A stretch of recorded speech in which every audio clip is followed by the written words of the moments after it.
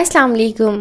معجزات محمد صلی اللہ علیہ وسلم کے سلسلے میں ایک اور ویڈیو پیش خدمت ہے۔ امید ہے اس سے آپ کی علم اور ایمان میں اضافہ ہوگا۔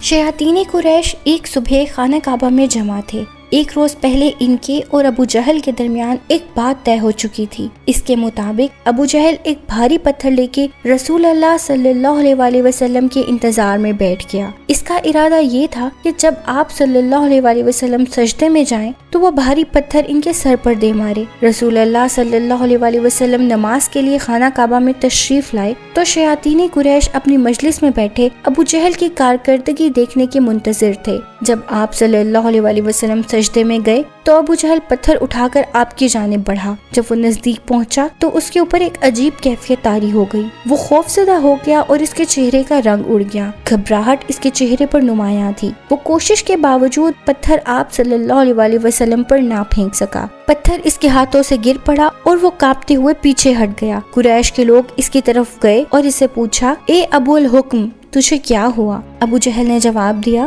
میں اپنے ارادے کے مطابق محمد صلی اللہ علیہ وسلم کی طرف بڑھا۔ جب میں قریب پہنچا تو میرے سامنے ایک اونٹ نمودار ہوا۔ خدا کی قسم، میں نے اس جیسا اونٹ کبھی نہیں دیکھا تھا۔ ایسا کوہان، ایسی گردن اور ایسے خوفناک دانت میں نے کبھی کسی اونٹ کے نہ دیکھے تھے۔ وہ اونٹ مجھے کھا جانا چاہتا تھا۔ رسول اکرم صلی اللہ علیہ وسلم نے اس واقعے کے حوالے سے فرمایا کہ وہ اونٹ جبرائیل تھے اور ابو جہل اور نزدیک آتا تو وہ اسے پکڑ لیتے۔